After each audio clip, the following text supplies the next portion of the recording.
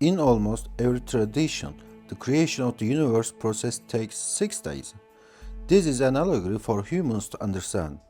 Actually, not a 6 days, but 6 phases. When we include the creation of God and our gods, it becomes 7 phases. Let's uncover those 7 phases of creation and allegories.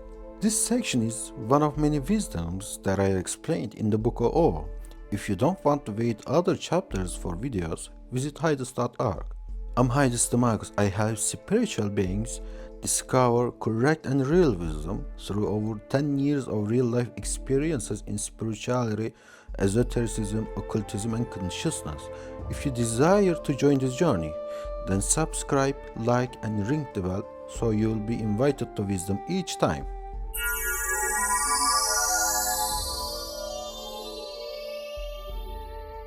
For in 6 days the Lord made the heavens and the earth, the sea, and all that is in them, but he rested on the 7th day.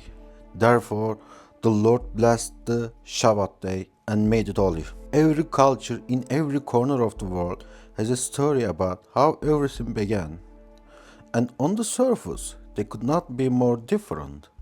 One has a sky father, another a primordial serpent. One uses words, another uses war. For centuries, we've been told these are just contradictory fairy tales. Too many gods, too many plots. But what if that's wrong? What if, buried under the strange names and epic battles, there is a single universal blueprint? A master script for creation that every culture on earth independently discovered. Today we're going to uncover that script. We are going to line up the Sumerians, the Egyptians, the Norse, the Maya, the Aboriginal Australians, and dozens more. We are going to reveal the one story they are all telling. This is not about religion. This is about pattern recognition. And the pattern is breathtaking. Act 1, Scene 1. The human mind demands that before there is something, there must be nothing. But this isn't just an empty room. This is the energy, a consciousness, a source, the all. The ancient Kabbalists called it Ein Sof, the endless. The Greeks called it chaos, not a mess, but a yawning gap. The Taoists called it simply the Deo before it had a name. Bible starts not with a battle, but with a declaration of this absolute source. The earth was without form and void, and darkness was over the face of the deep. This without form and void is primordial state. This is the moment where philosophy and myth agree perfectly. Before time, before space, there is the source of all things. The Hermetic sages called this the principle of mentalism. The all is mind. The universe begins not as a thing but as a thought. Second phase, orders and waters. What is the first thing that thought manifests? Water. Not H2O, but the idea of water. A fluid, chaotic, potential-filled substrate. The Sumerians had water, Nammu. The Egyptians had water, Nun. In Babylon, Apsu falls into Tiamat. Islam remembers a throne upon the water. In Yoruba myth, the world was water. In Genesis says, and darkness was over the face of the deep. That word deep is Tehom in Hebrew, which means the primordial, chaotic waters. The Quran says, and his throne was upon the water, and we made from water every living thing. Before land, before light, there were waters. Why water? Because water in here is an allegory, which is actually both the energy that everything is created with and afterwards. The order and chaos are like dimensions, the foundations of the universe. We see principles of polarity, correspondence, and vibration here. The shift from stillness to the first fundamental waves of existence. There were no words at the time to explain the technology of God, so metaphors and allegories were used frequently in the holy texts. Phase 3. creation of gods. Now, the universe has an order, but it needs to be kept in balance, either with blessing or punishment. It needs a management team. In polytheistic myths, this is where the gods are born, but in the monotheistic texts, this is where the creative power of the one god is delegated. In Genesis, we see this balancer immediately, and the Spirit of God was hovering over the face of waters. And how does creation proceed? Through word.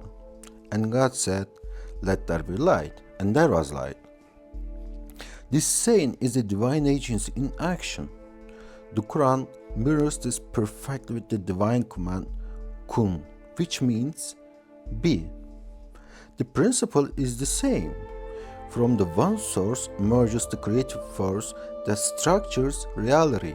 In Egypt, Ta also creates his tongue and heart. Think of them as job titles. The CEO of the sky, the head of the earth, the vice president of the seas. In Sumeria, Anu and Ki give birth to Enlil, who separated sky and earth. The space between makes life possible. In Greece, chaos gives way to Gaia and Uranus. In Egypt, Arum emerges from the waters to birth the Ennead. This is the universe defining its own rules. It's the principle of polarity, sky and earth, light and dark, male and female. The cosmos is building its first pairs of opposites. By him, all things were created. In heaven and on earth, all things were created through him and for him. We clearly see the allegory that him is the all, the energy that existed in the beginning. Phase 4, shaping the universe. Now, for the most critical construction phase, bringing order from the watery chaos. In other myths, it's a battle. Here is a sovereign act of separation. The world is still watery, formless chaos. To create a stable world, chaos must be defeated and ordered. The raw materials are here, the ones that keep the universe in balance, assembled. Time to shape the universe.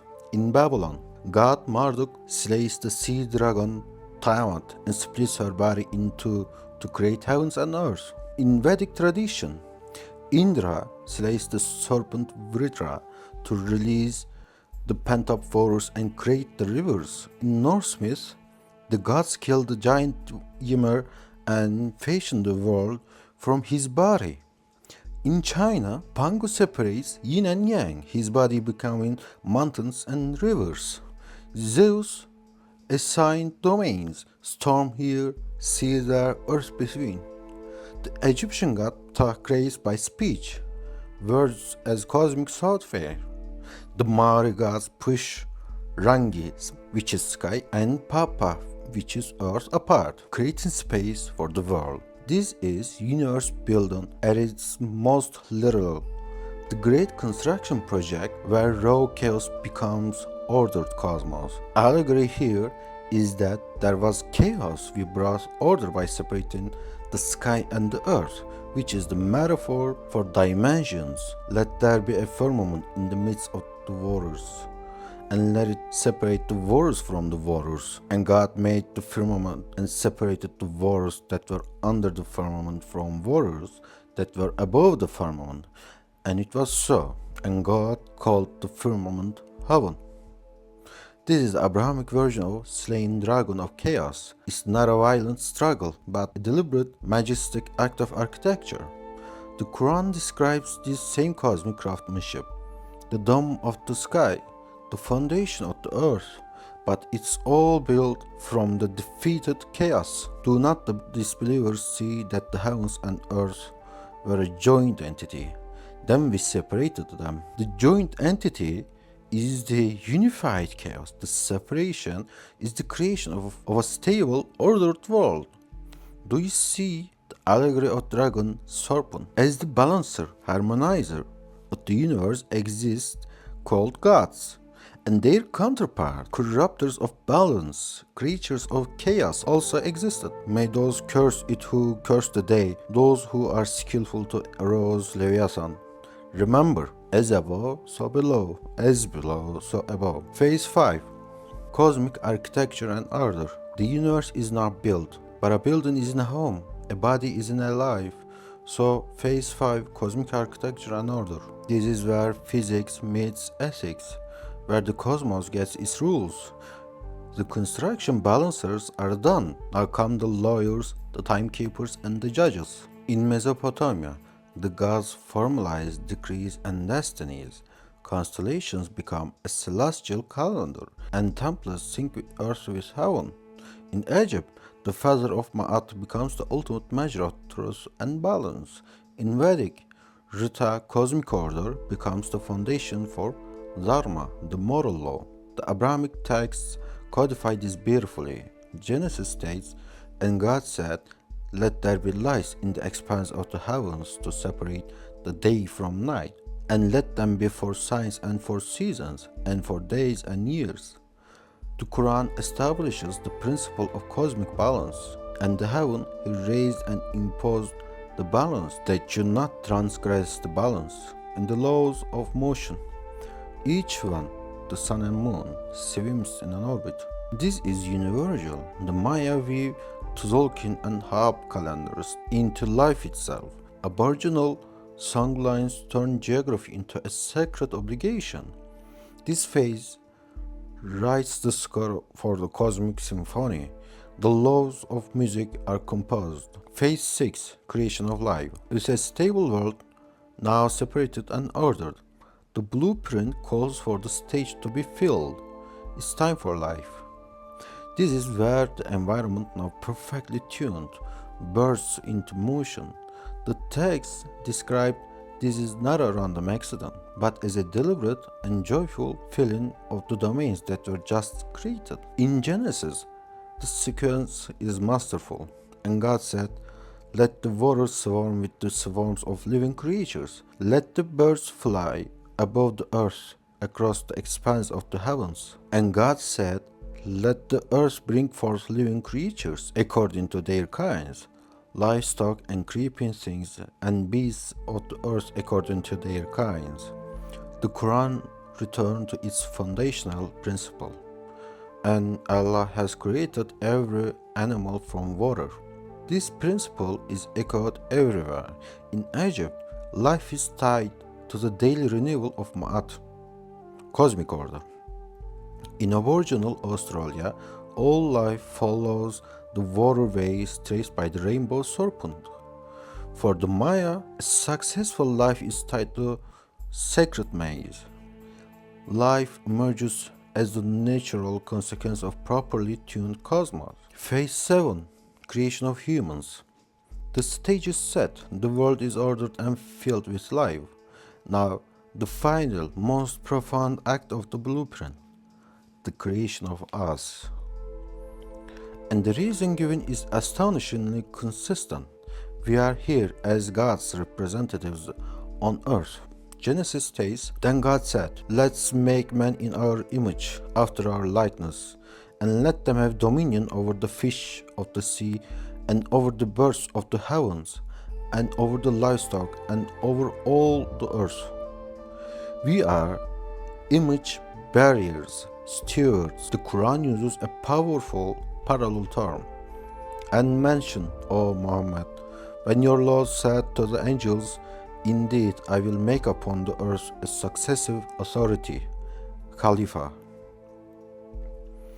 He who perfected everything, he created and began the creation of man from clay."